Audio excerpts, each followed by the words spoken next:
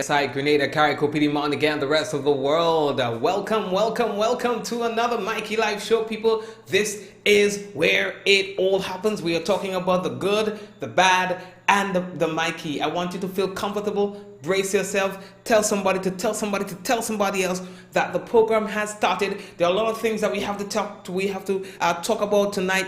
Things that happened over the weekend, things that happened today. I mean, there's a lot. The program is going to be jam-packed tonight, so we're going to be moving very quickly with some of the stories. I'm not even sure if we'll be able to highlight some of the stories that we have tonight. So many things happened on the weekend, people, and this was my pleasure to be the one telling you about it. People, you might have heard things other places, but of course we do it differently. We do not have a horse in the race. We do not have any cause to be biased towards any side. So we give you unbiased, undiluted, uninfluenced news on the business tonight. Earlier, if you have not yet done so, I want to encourage you to please go ahead and share the program. You see, when you share the program, that's how other people get to know that the business is live. So go ahead and do so, people. Don't let me ask call you twice, you know what I mean? Go ahead and share the business. I hope you had a great weekend, folks. We want to let you know that we've got the headlines coming up for you right now. In the headlines, Jam Rock demolished by the authorities. We'll tell you more about that. Man collapses in police station doorway. Yeah, boy, we'll tell you why as well. Grenada Spice Boys undefeated. CONCACAF Nation League. We're looking good. We have qualified. We're going to tell you more about that. And the 4 persons charged for the biggest drug seizure denied bail as well. A teenager here in Grenada is charged with murder. We're going to tell you about that and more. Some Grenadians are getting ready to journey to China. That we will tell you about. An Andal supermarket, United Grocers in the city. St. George's closes its doors. Creole Shack as well. We'll talk about that when we come back on tonight's news, reminding you that the headlines is brought to you through the kind compliments of WPG10. All you brace all yourself. When we come back, it could be real news in all your little lolo girl drinks and thing, you know. You know what I mean? Get yourself comfortable. We're coming back.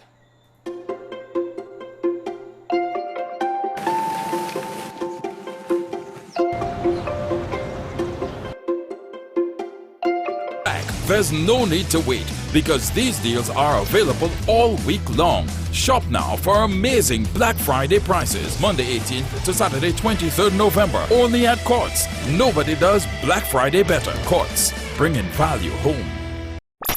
Are you looking to rent chairs and tables? Then call Waggy T Rentals. We rent tables and chairs for any event. We have 7 different types of chairs: plastic, folding chairs, gray and white, resin white chairs, conference chairs, even Chivari chairs in gold and white. We also rent 6 feet and 8 feet rectangular folding tables, 4 feet and 5 feet round tables, and even cocktail tables. Give us a call at 444-RENT. That's 444-7368. Or visit our office at Frequente Industrial Park, Granite, St. George.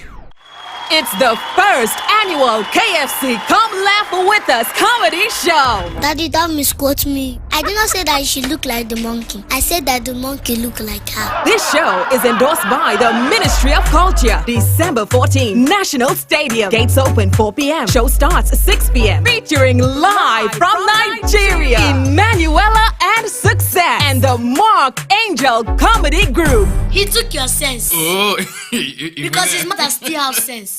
From Jamaica, Hilarious Granny, Johnny Daly. From Trinidad, Alan the Entertainer. From Barbados, Rick. From Grenada, Robert White and Dillion Walters. Ticket price: kids under 16, $30. Kids VIP, $80. Adult early bird, $50. $60 regular. Adult VIP early bird, $150. $200 regular. You can make sure to get those tickets at all KFC outlets on the island: Grenada Optical, Granance and St. George's, Heather's Boutique, Kittens Pharmacy, Granance, Mitchell's Health and Wellness, Licks and Bites, St. David's Pharmacy, SOG Foods, Westerhall. Make sure to get your tickets for the first annual KFC Come Laugh With Us comedy show. Be there. You, yes you, we welcome you to a new era. Genesis.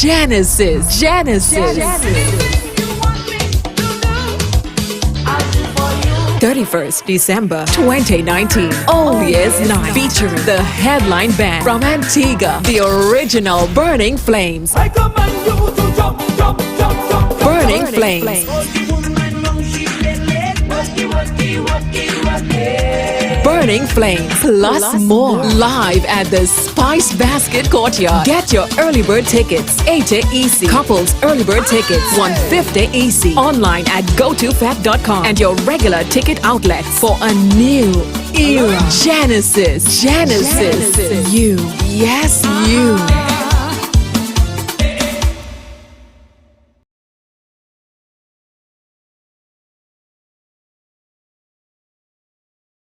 Alrighty, folks, and this is where we're going to officially welcome everybody again to tonight's Mikey Live program, and I'm your host, Mikey Hutchinson. Just before I go, just as a matter of housekeeping, all right, please, unless it's an emergency, do not attempt to contact me during the program, especially through Facebook, because it has the potential to interrupt the program.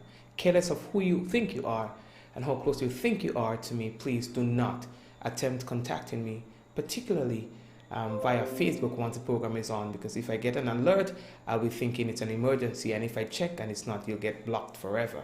Seriously, because I find it hard to accept that my Facebook Messenger is so quiet during the day, and exactly 9 o'clock, that's when some people decide that they're going to tell Mikey, hey, I need to talk to you about this, you know.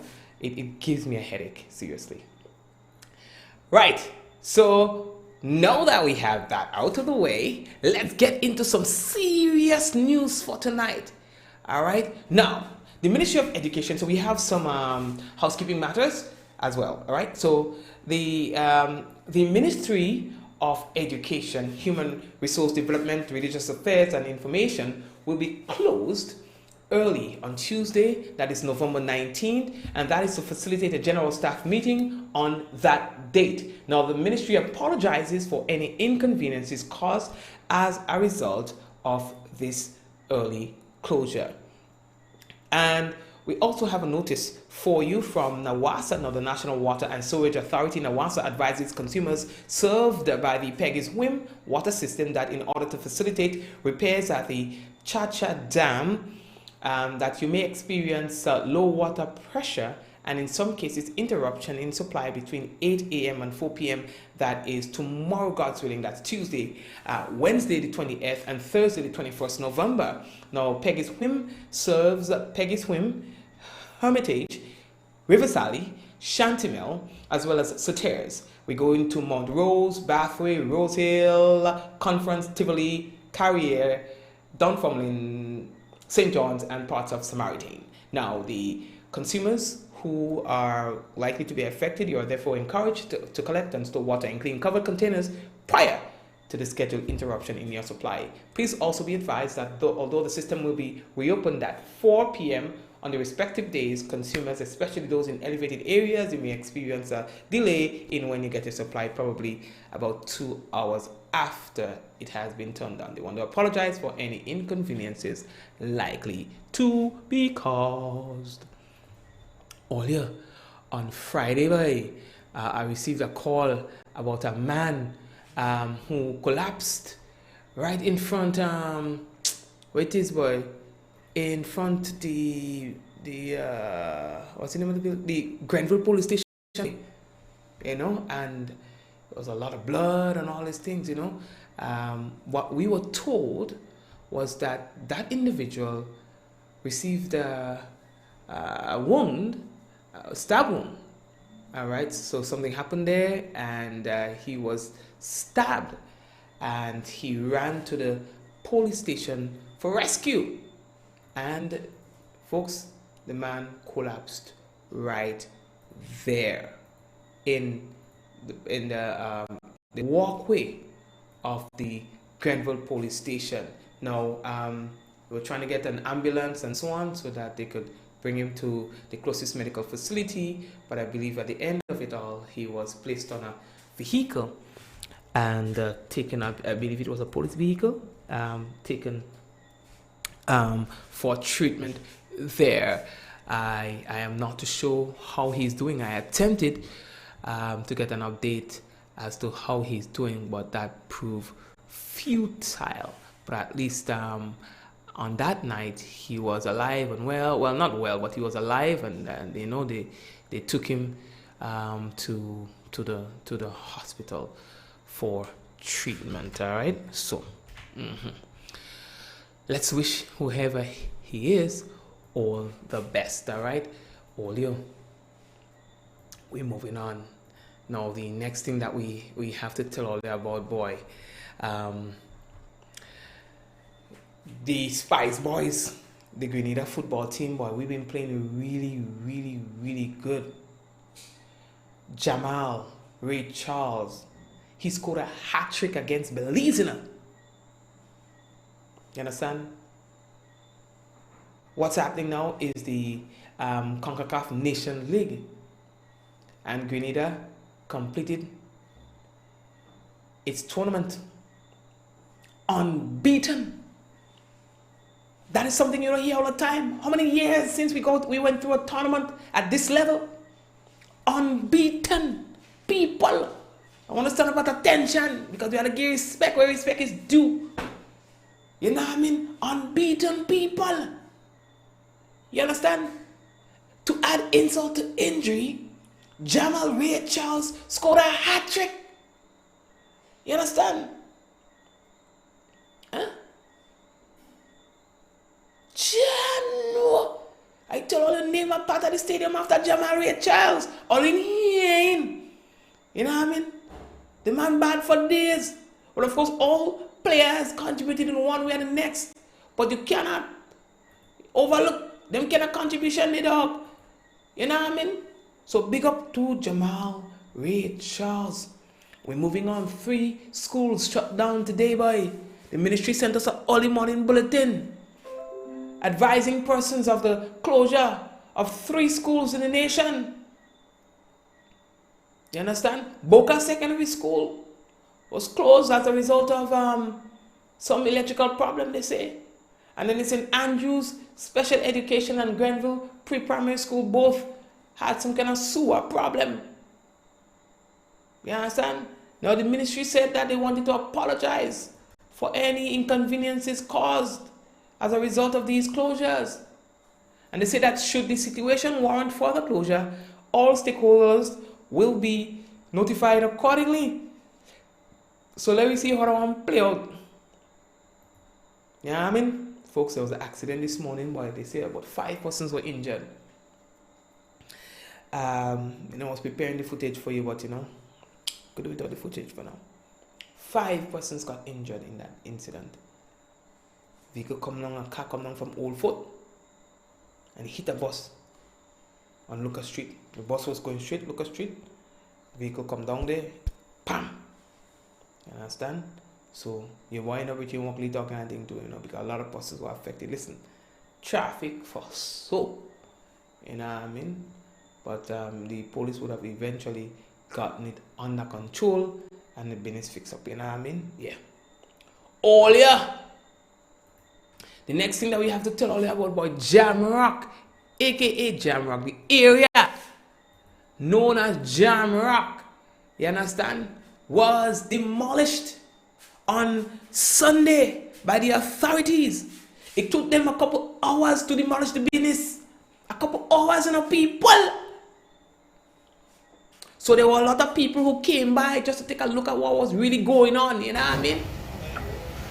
This was what it was looking like on the day. You understand? Tell them men walk, boy, walk. Them boy walk. You understand?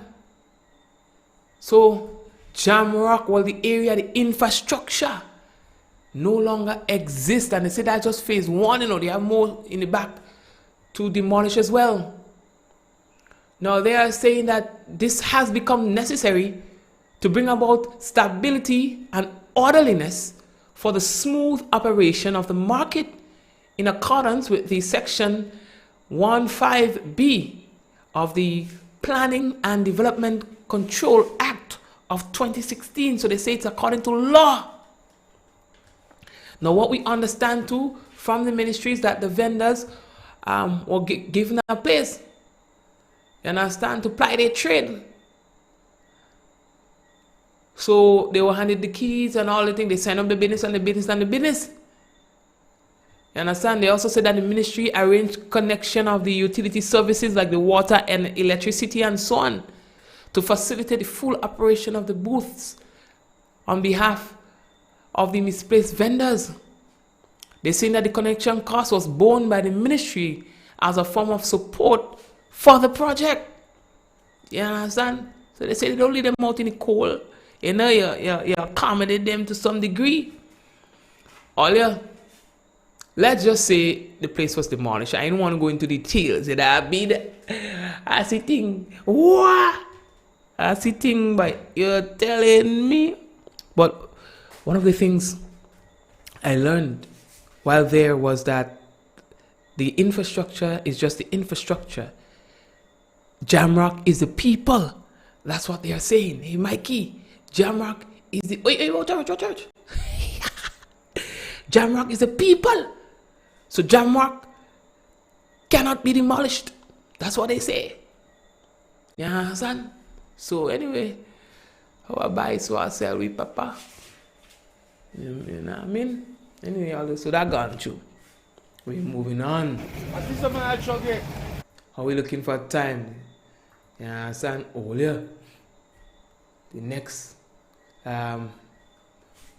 business we have to tell about, boy, all right, is that the Ministry of Education, Human Resource Development, Religious Affairs, and listen, I have to find an abbreviation for that because I can't say that one more time on the program. I don't want to pay for my lunch.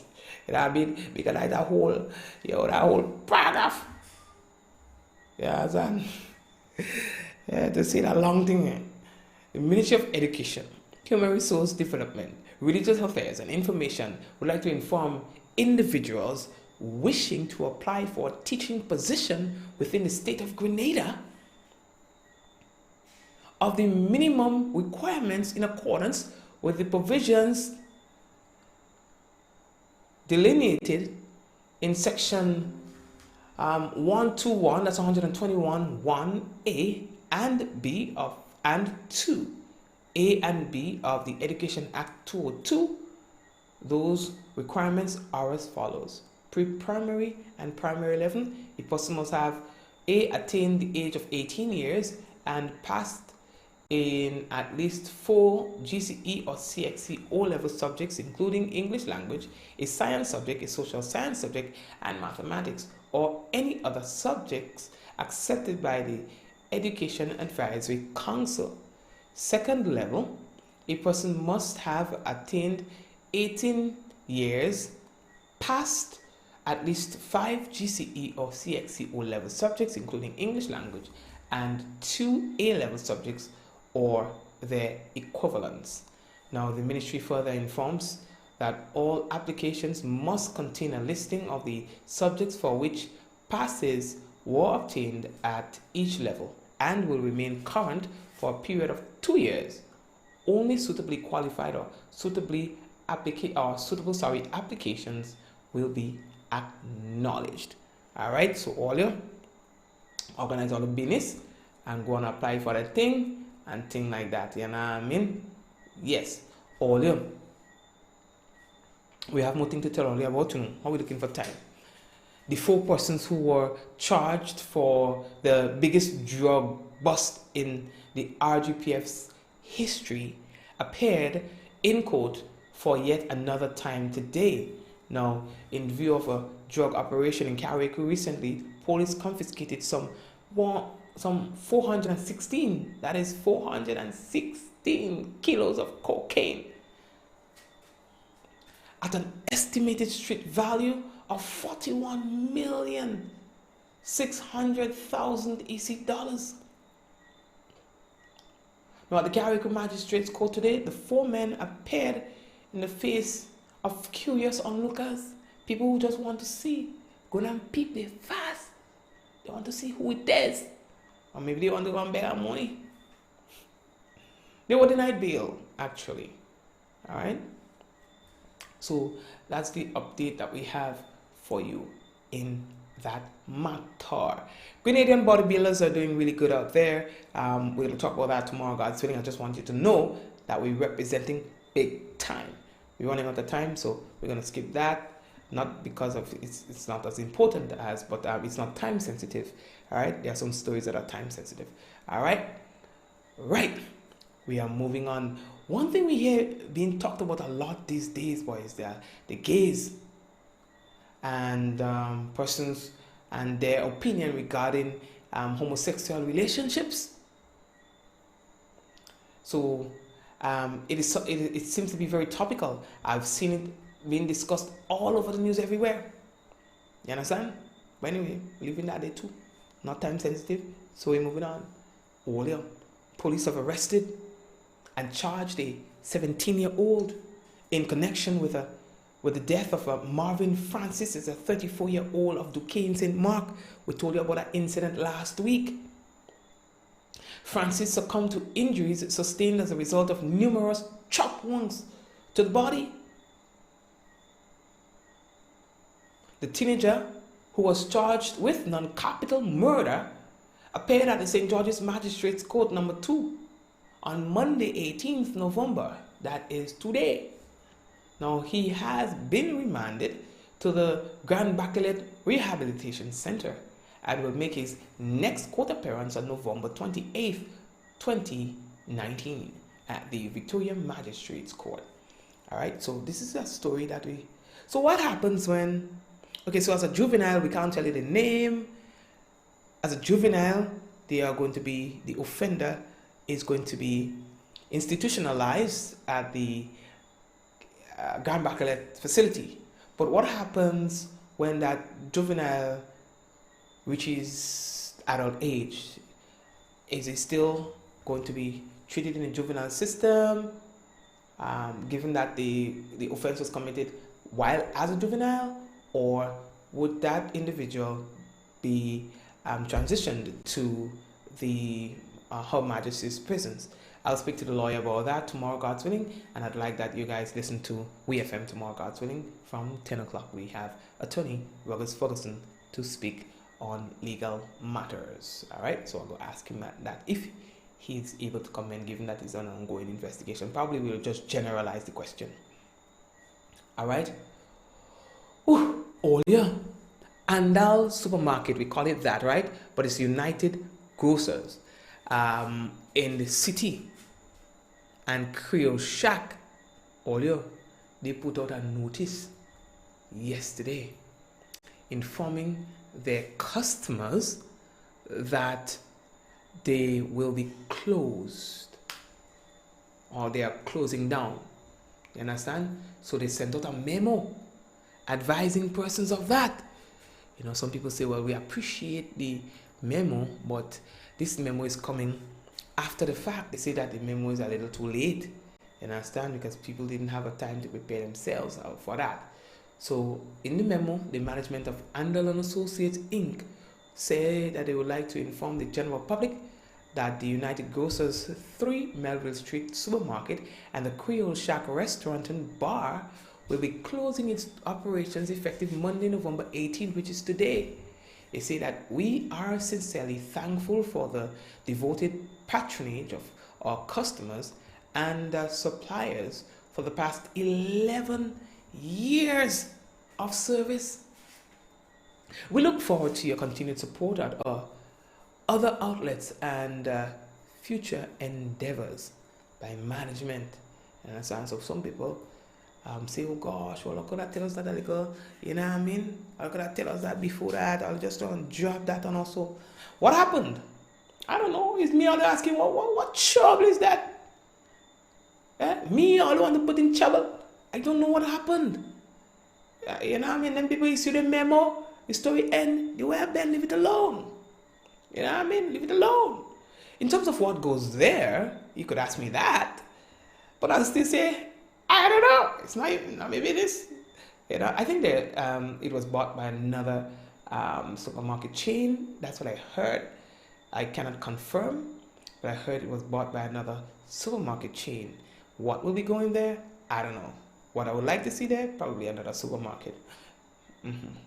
Yeah, and upstairs maybe, because I think the restaurant and the supermarket really served the people well. From the bus terminal, you just go and eat that food, you use the toilet, you rest your foot, you get a drink, you play a little music, you listen to your karaoke, you buy a thing in the supermarket. It's a smart business for that area.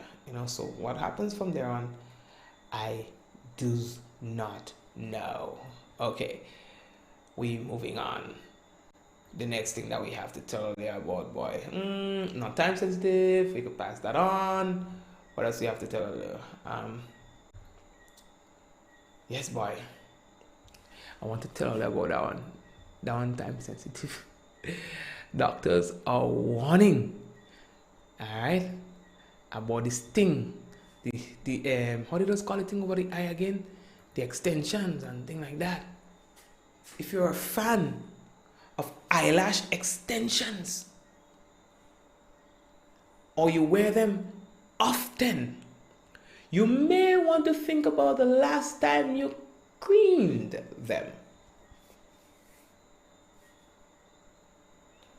Because the doctors are saying that they are seeing an increase in cases of lash lice. It's known in the medical term as Demodex. I'm making it up. Lice. Yo. Yeah, I mean, look at the thing on the lady eye. You can look at pretty.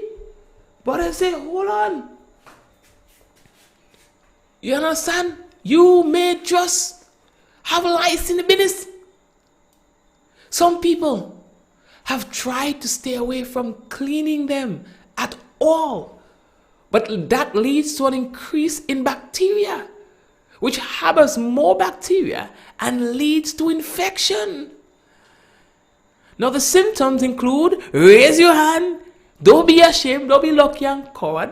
Raise your hand if you have experienced any of the symptoms: itchiness in the area, redness in the area, tenderness, inflammation.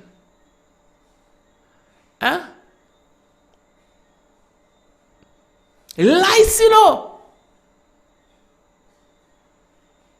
Now the lice are organisms that live on the hair follicles. It's just like having head lice, which could be transferred to anyone. So imagine you meet like a chick. You know what I mean? You meet like a chick, and then you make like a how to call it, and then the next thing you know, dog, the next thing you know, you're bringing home more than you come with, You're going home more than you come with. You know what I mean? And they say that it can be transferred from one person to the next. So you go out and you make a little blight, a little blight, and then you end up with a thing, and then you go home and you love up with a child and thing like that. You pass it on to your child. Your child go in the daycare, pass it on to them children in the daycare. The children in the daycare, pass it on to them mother and father. Whoa.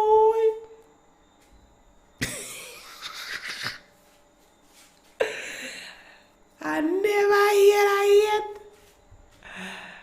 Oh God.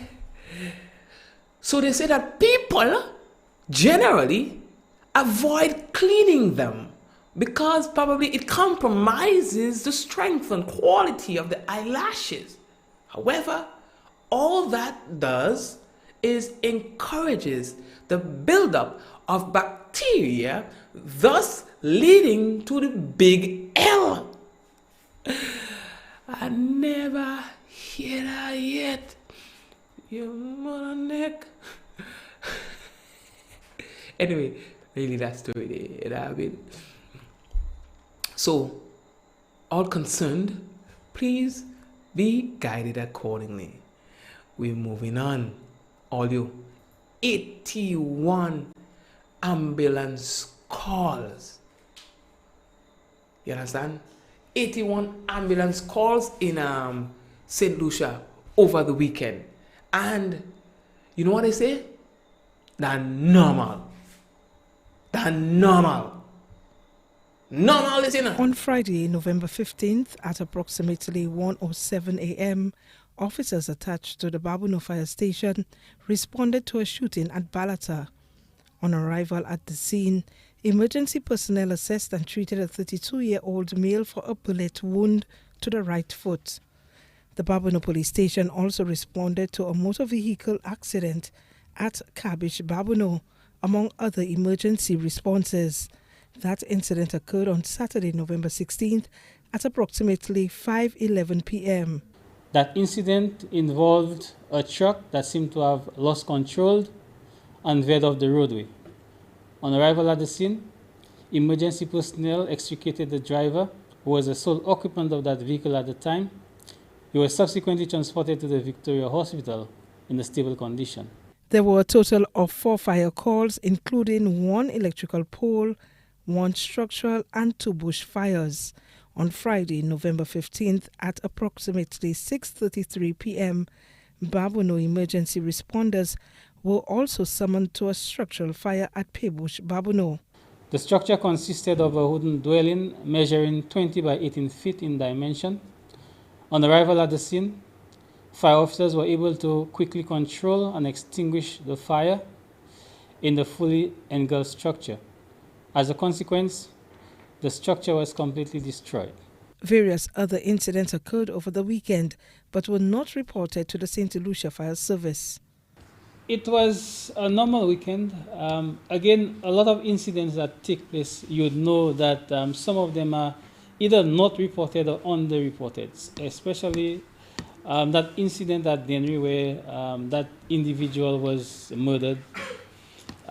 We have no information regarding that incident. So that call did not make it to any of our fire stations. The St. Lucia Fire Service has in the past warned against transporting injured individuals to hospital without being assessed by their medical teams. Cecil Actil, NBC Prime. Yeah, that's what all of us say. Don't assist anybody. So you see somebody dying, they're bleeding on the ground, nobody to make an assessment, leave them on the ground really dead. They understand me. Don't come and tell me nothing. If I see a man dying on the ground, come and tell me wait. Next thing ambulance take 3 up, man dying and blood getting cold on them and they up to now think they reach here to come and tell me by nobody. You know what I mean? Anyway, lady that talk. All we have to take a quick break and come back. Some of us don't even share the program yet. Why it is that you're not sharing the program? I don't understand. But please go ahead and share the business, alright? We're coming back. We're coming back. We're coming back.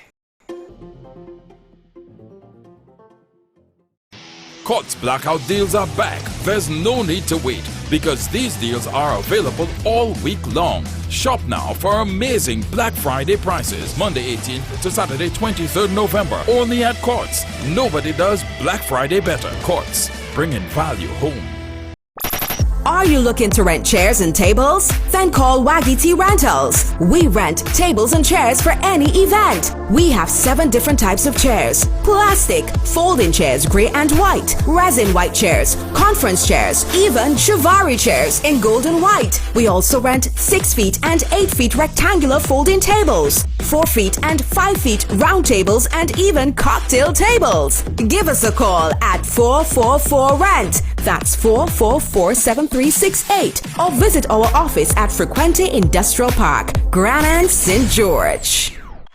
It's the first annual KFC Come Laugh With Us comedy show. Daddy, don't misquote me. I did not say that she looked like the monkey. I said that the monkey looked like her. This show is endorsed by the Ministry of Culture. December 14, National Stadium. Gates open 4 p.m. Show starts 6 p.m. Featuring live from Nigeria, Emanuela and Success, and the Mark Angel. Angel Comedy Group. He took your sense. Oh, Because his mother still have sense. From Jamaica, hilarious Granny Johnny Daly. From Trinidad, Alan the Entertainer. From Barbados, Rick from Grenada, Robert White and Dillion Walters. Ticket price: kids under 16, $30. Kids VIP, $80. Adult early bird, $50. $60 regular. Adult VIP early bird, $150. $200 regular. You can make sure to get those tickets at all KFC outlets on the island: Grenada Optical, Granance and St. George's, Heather's Boutique, Kitten's Pharmacy, Granance, Mitchell's Health and Wellness, Licks and Bites, St. David's Pharmacy, SOG Foods, Westerhall. Make sure to get your tickets for the first annual KFC Come Laugh With Us comedy show. Be there. Yeah, thank you very Lost much, folks. control We have a and veered off the road. longer national report for you for today.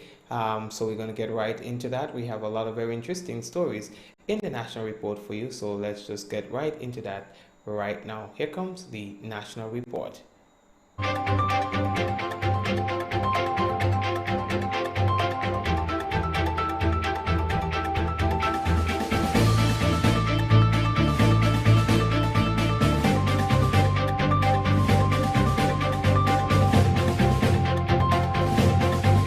Government negotiating team signs agreement for salary increase. Details of this story and more in the national report.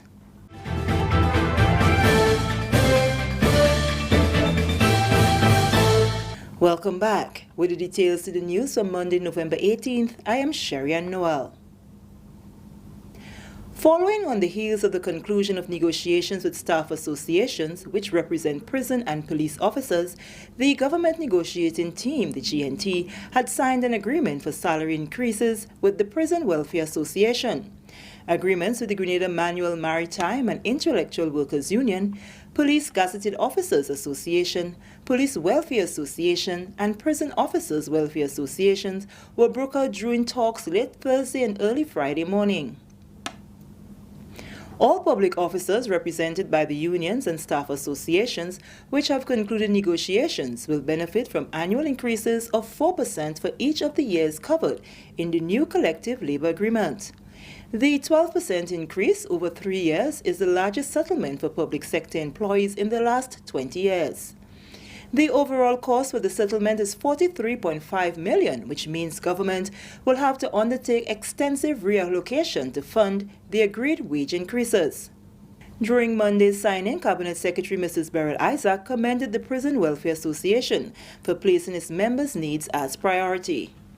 Our negotiations with the Prison Welfare Association are always very cordial, and but we know that they fight very, very hard on behalf of their members because they have their members' interests at heart. And we appreciate that from where we stand. But we are happy to say that here we are this afternoon to sign the agreement which covers salary for the next few years. Mr. Elijah Young of the Prison Welfare Association says he is happy that they have reached an agreement that both parties are happy with. Our members had a lot of cry. The government negotiation team extend a lot of help to us other than outside of the salary negotiation, and we are very, very thankful for that.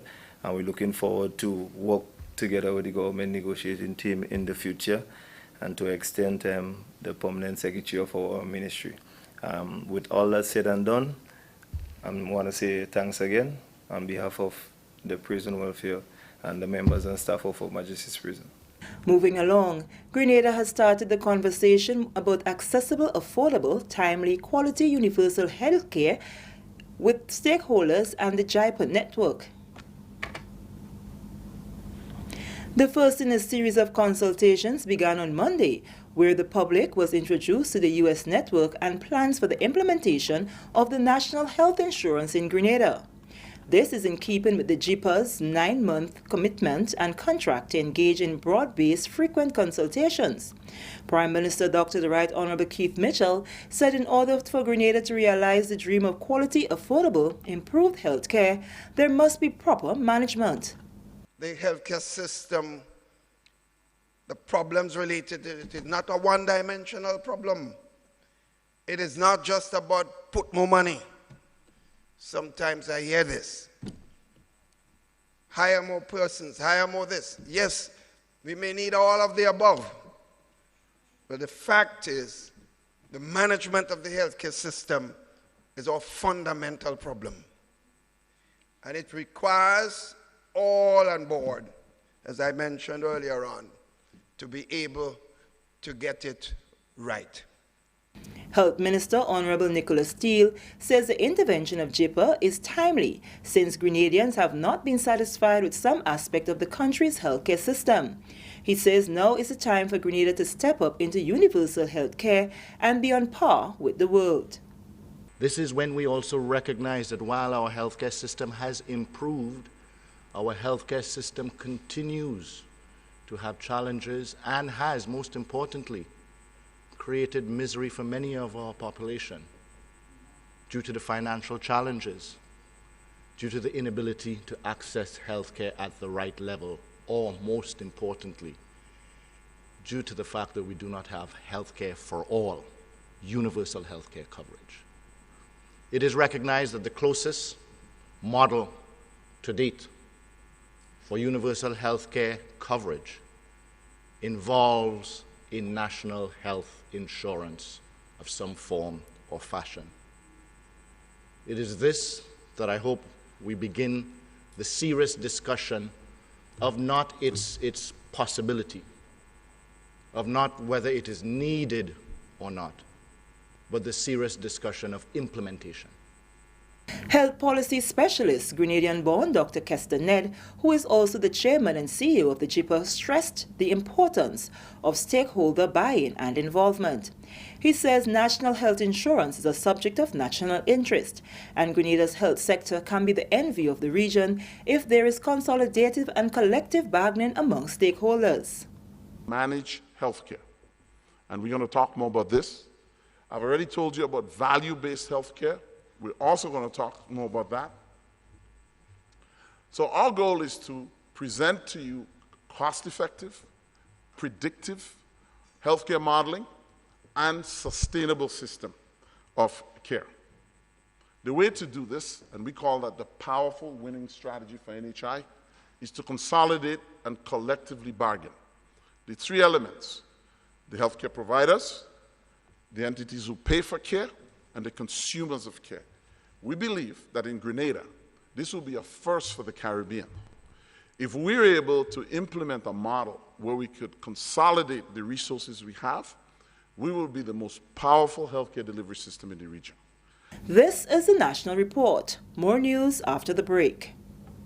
With Grenada poised to record its 7th consecutive year of robust growth in 2019, Prime Minister and Minister for Finance, Dr. the Right Honourable Keith Mitchell, will present this country's 2020 budget on Wednesday, November 20th, outlining his government's plans to further drive the economy and spur investor confidence. Under the theme Towards Vision 2035, empowering our communities, growing our economy, protecting our environment, strengthening our institutions, Dr. Mitchell will lay out plans to forge ahead with a shared goal for the future, envisioned in the country's 2020 to 2035 National Sustainable Development Plan.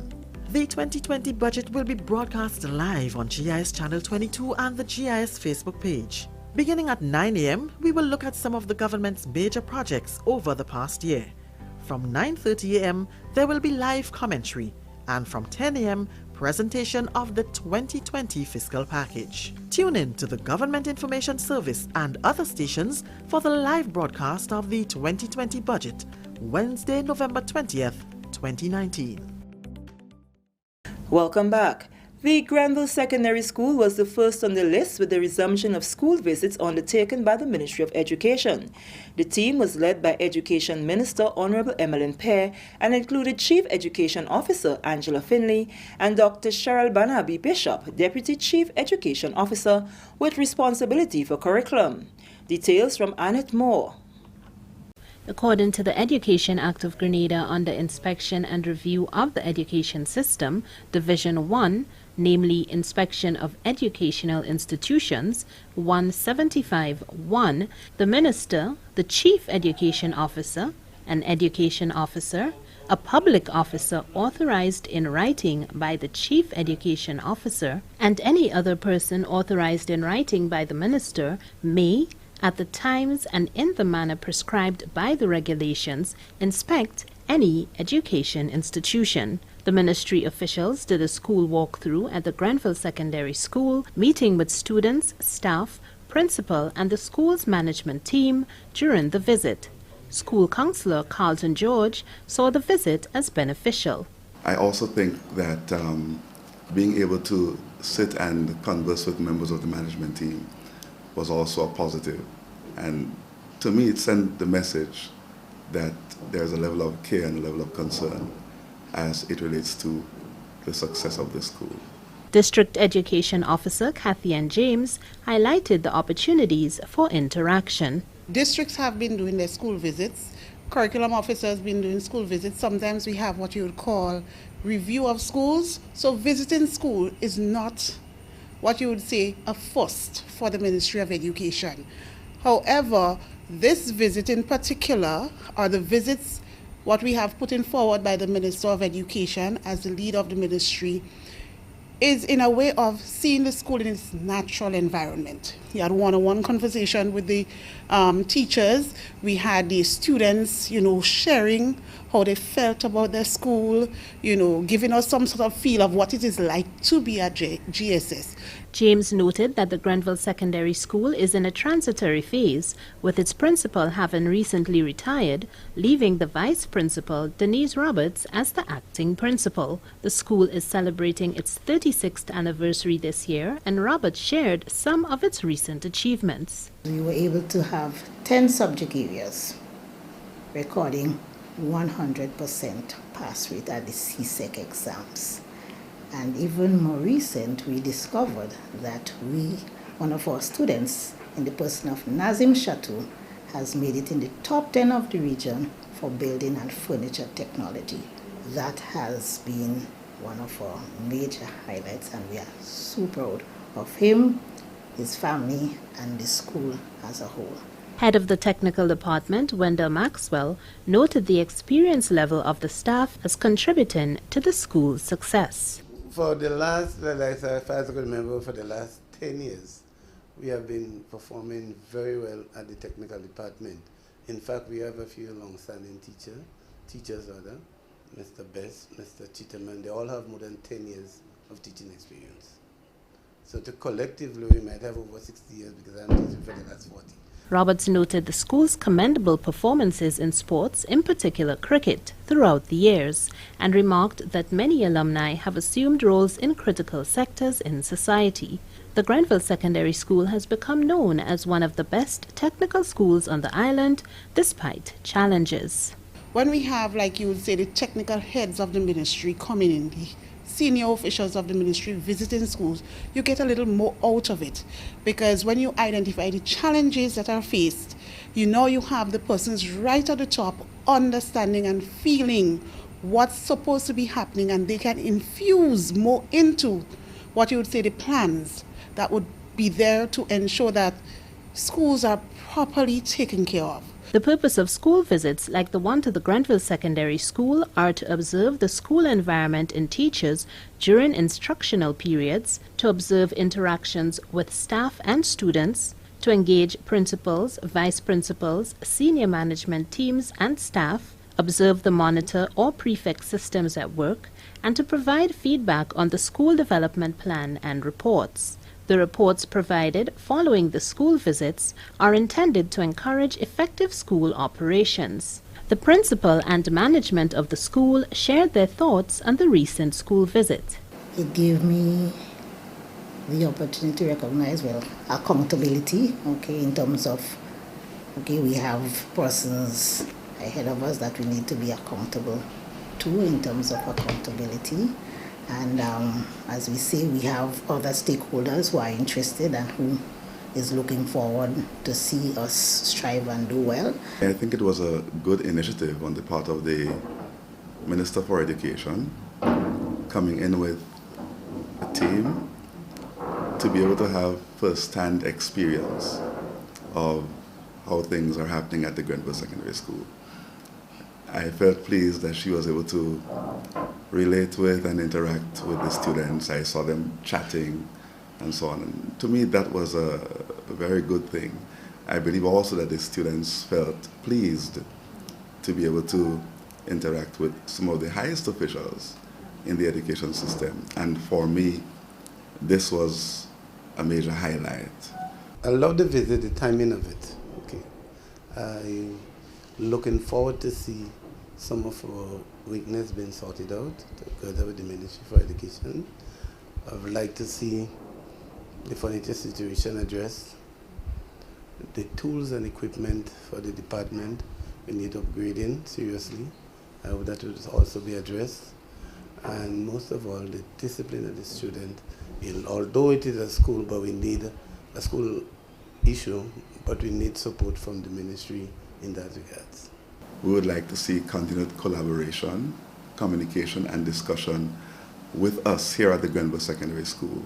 Going forward, I am looking forward to working closely with the Ministry of Education to ensure that Grenville Secondary continues on the path of upward mobility and development as an institution and to take us to higher heights. We have to find ways to support GSS and also provide opportunities and systems to ensure that we have a better relationship, to ensure that parents and communities are on board to provide that support for GSS so that they can reach their fullest potential. School visits will continue throughout each school term. For the National Report, Eminette Moore. And finally, the rodent-infested section of the St. George's Market, famously called Jamrock, was demolished on Sunday. The demolition became necessary after numerous complaints about some of the activities there and government's move to enhance the general environs of the St. George's Market. The dialogue with the vendors who occupied the booths began in June this year, when they were informed about the demolition. Supervisor at the St. George's Market, Diana Gibbs Douglas, told the GIS that certain structures had to be put in place first before the demolition could take place. She says the vendors who were affected as a direct result of the demolition were assigned booths in the market in accordance with the vending license agreement, which was signed on November 12, 2019, along with the keys for the identified booths. In fact, they were part of the plan. They knew what was happening and they're happy about it because the booth that they've been replaced to, it's better. It's clean, it's more friendly to the customer, you know. And they all were part of the discussion and planning when those things were, when discussion was going on, and they agree with what is happening today. They all move out from this booth here and go into the new ones, and I think they are happy. They knew a while now that they have to move. However, at the timing, everything just like to disconnect the electricity. So, you know, you have to wait on last minute because of the type of business it does. You have to move from one to the other in terms of disconnecting and connecting. So we couldn't disconnect them and then the connection wasn't ready in the other booths. With the water, it's the same. And so I believe this last week here, it looks as if it was a rush. But enough plans has been put into it, and they knew they had to move. Things take time. They had to do the necessary documents and everything, and then give them the key.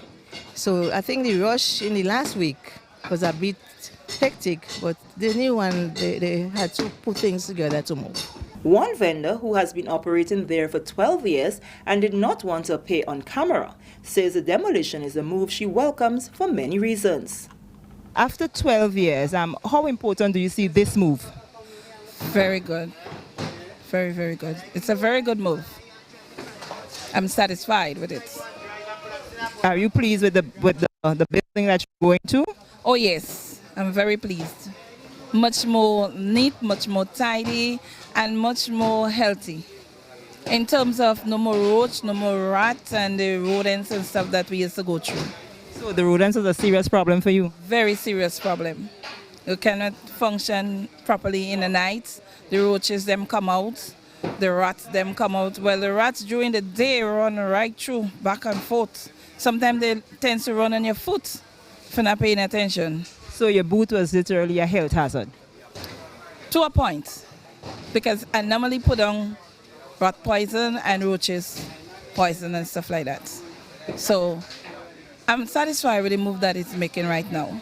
Kenny James, the Senior Environmental Officer with the responsibility for vector control in the Ministry of Health, was on site with his team to fumigate the infested area. We are trying to treat and for any sort of vectors, rats, roaches and so on, because we have challenges with the market square here. Many times we are called to do treatment here in terms of rodent control and roach infestation. And since that they are demolishing the part of the market there, it is expected that you'll see large amount of roaches running about and the possibility of rats running around. So we are here now to put measures in place so that it doesn't spread to neighboring places or business places around, because once you expose their harborage, they will tend to move to other areas. So what we are doing now, we are spraying to prevent them from moving on to other places. If you look at the way these boots were constructed, they are uneven. They have cracks and crevices all over, which provide harborage for the rodents and roaches and so on. So removal of these boots and building something that is of a better standard would add benefits to it, because currently what is there provide the harborage for a lot of insects and rodents and so on. So we should see some improvement in terms of rodent control and roach control or vector control in the market square. The demolition of Jamrock forms part of the first phase of the project. A recent release from the Ministry of Infrastructure states, and I quote, "The ministry will continue to work with stakeholders to ensure that the management of the market is in keeping with the relevant laws and with the approved conservation design for the tongue of St. George," unquote. And with that, we come to the end of the national report for Monday, November 18th, 2019. On behalf of the entire news production team, I am Sharian Noel, thanking you for viewing. All right, and we would like to thank you very much, Sharian, and everyone else who were instrumental in the production of the national report. And folks, what we want to tell you now is just the weather before we wrap up for today. And for tonight, the weather is expected to be fair and becoming partly cloudy this evening with a medium chance of some brief isolated showers. There are no weather warnings. The winds are east-northeasterly to east-southeasterly at 5 to 15 miles per hour. And that's becoming variable to calm at times. Seas slight to moderate. Waves up to 3 to 5 feet in open waters. All right, and that's your weather report for tonight. That's it for us for tonight. Just quickly, in 10 seconds, big up Charmaine, Eunice, Lynette, Sharon, Trevelyn, Noreen, Irma, Ventress, Camille, Mishi, Kay, Ribbon, Rolanda, Mimi, and Renid. I hope I pronounce your name right. That's Renid. That's Dakota, Allah, Kirin, Peter, and Ezra, and Michael, my mom, Lintona, and everyone, Noreen and everyone, Stacy, Joyous, everyone who's usually on the program. I would like to say thank you for watching, and God bless you, Sandra, Patsy, Alistair, Stacy, and Rose. God bless you, and Zaka. God bless you guys. We're going to be back with another program for you guys tomorrow, God's willing. And you be good, take care of yourselves. All right, guys, God bless you. In 5, 4, 3, 2, 1, we all say good night, everyone. Ja! No, and don't forget my brother's karaoke, all right? Check it out in the various outlets. Once it's karaoke, it's got to be Mikey Hutchinson. You can send him a message on Facebook to connect with his karaoke, all right? Of course, to find out where he will be on what days, and if you would like to have a karaoke done in your location, then that's the right person to check. All right, guys, God bless you. Goodbye.